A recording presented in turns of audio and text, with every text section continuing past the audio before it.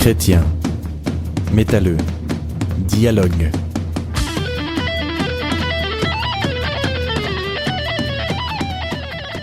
Cinquième rendez-vous avec la musique métal, mais surtout avec le père Robert Kula. Nous continuons notre découverte de ce monde peut-être interrogateur et inquiétant pour certains.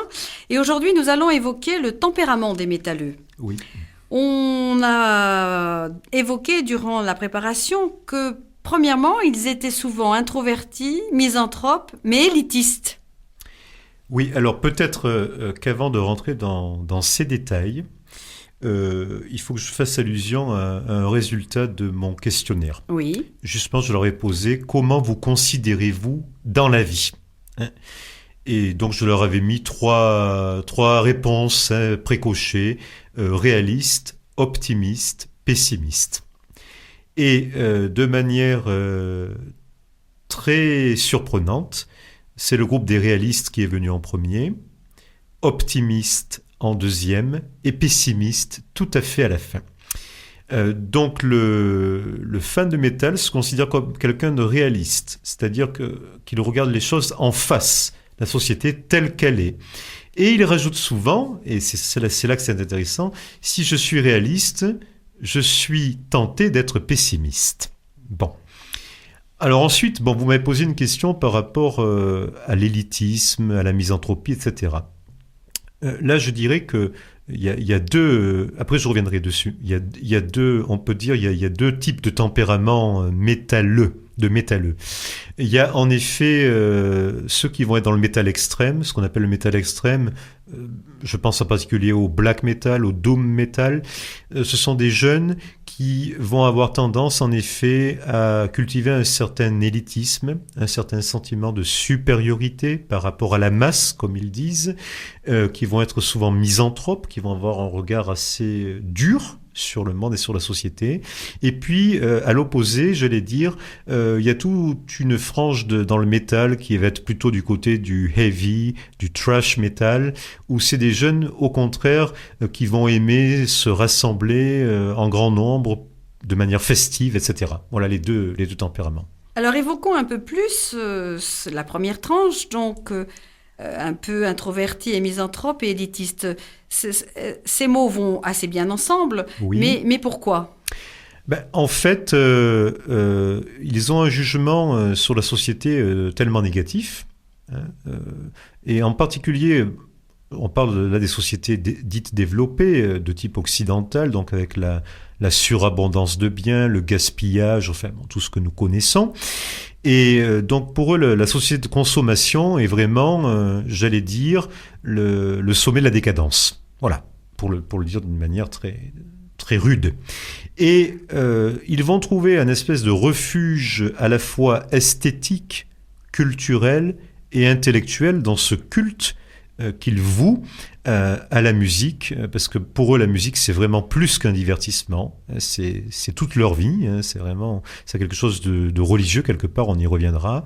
Et donc en fait ils retirent beaucoup, j'allais dire, d'orgueil, oui, de sentiment de supériorité par rapport à la masse des ignorants, ça c'est des termes vraiment qu'ils utilisent, ou par rapport à ceux qui écoutent de la soupe populaire ou de la musique commerciale.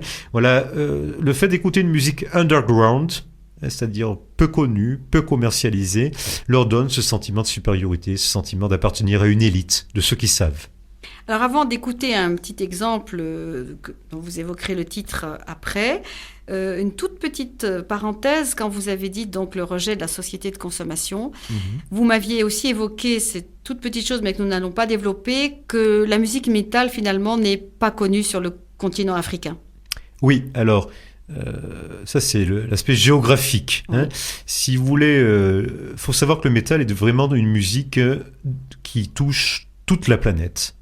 Même si elle a commencé en Angleterre. Ça, c'est comme le rock, comme tant de choses. Donc, ça a commencé en Angleterre, mais si vous voulez, ça touche toute la planète. Et le métal s'inculture assez facilement. Il y a un groupe de métal israélien qui s'appelle Orphaned Land, qui va mêler les mélodies orientales, arabes, à la musique métal. Il y a Sepultura au Brésil, qui vont faire la même chose avec les musiques de type brésilien, etc.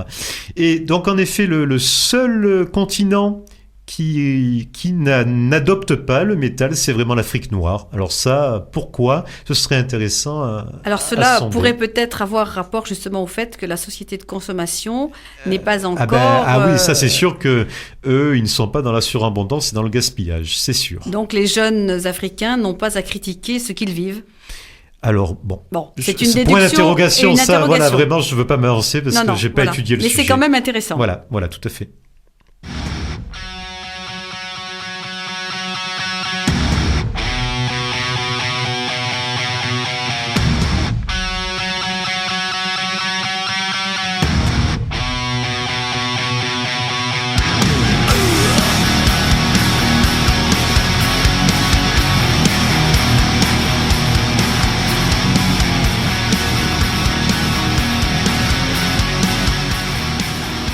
Alors, ce tout petit extrait venait...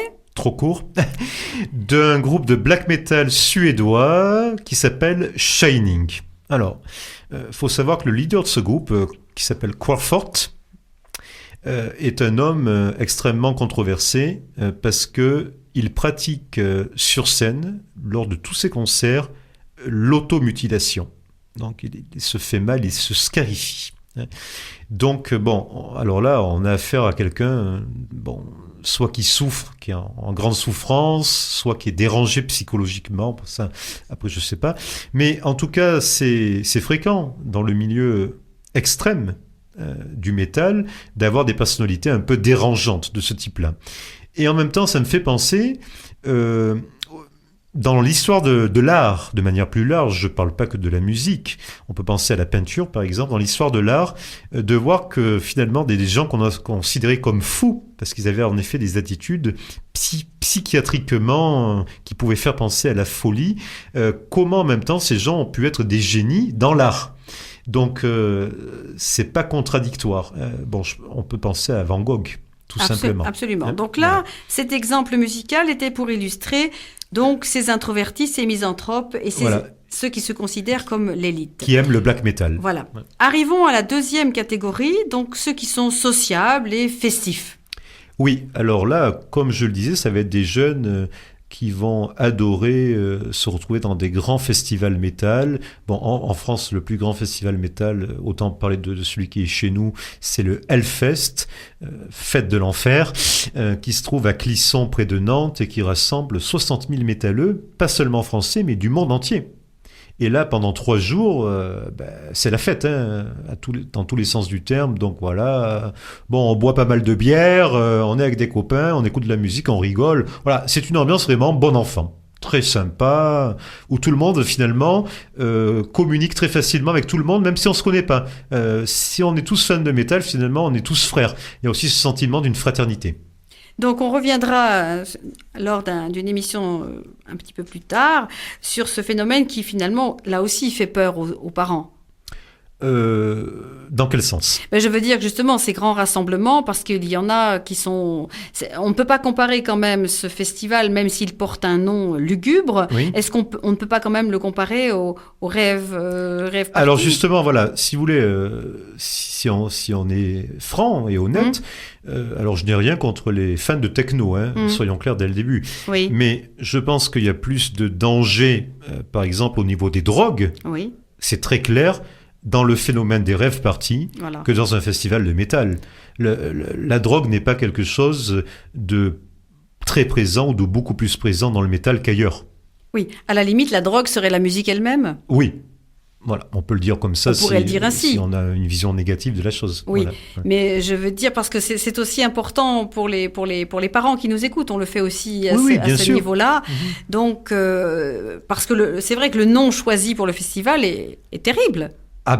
C'est un nom qui est typiquement dans l'optique métal qui est de déranger, de provoquer, d'avoir des noms forts, parce que c'est une musique extrême. Donc, les noms, parfois, ne correspondent pas toujours à la réalité de ce qui est vécu par les métalleux.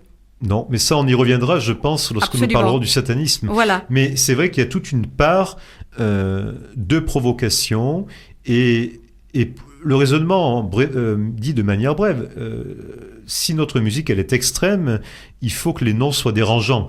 On ne peut pas appeler ça la fête de l'amour. Ça collerait pas. Voilà. Mhm. Mais vraiment, je le répète parce que c'est important pour nos auditeurs, ne pas mélanger ce festival métal ou n'importe quel festival métal avec les rave parties. Ah non, ça, On peut le redire. Hein. Non, ça n'a rien à voir. Ça n'a rien à voir. Bon, déjà, la techno n'a rien à voir avec le métal. C'est une musique totalement différente. C'est fait plus par l'ordinateur, par l'informatique que par l'homme. Enfin, c'est pas de la musique finalement. Alors là, je ne m'avancerai pas. Non, mais sur je veux dire jugement. qu'au niveau de la qualité justement des musiciens, on ne peut pas les comparer. Au niveau de la technique, c'est pas du tout la même chose. On ne peut pas les comparer. C'est pas du tout la même chose. Alors, par quoi donc allons-nous terminer ce programme aujourd'hui? Alors, je crois que nous allons retrouver Metallica, si je ne m'abuse, toujours sur l'album Master of Puppets. Eh bien, à la semaine prochaine. Merci.